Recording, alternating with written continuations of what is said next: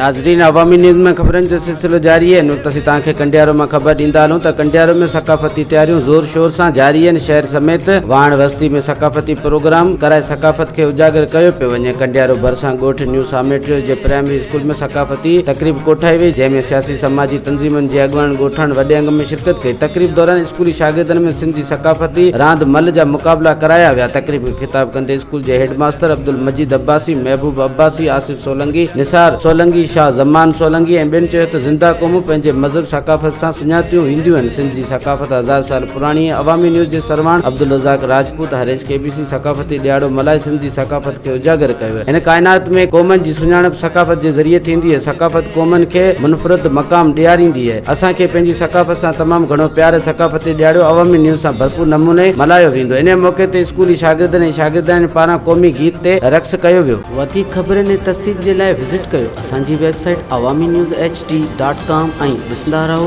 Awami news HD।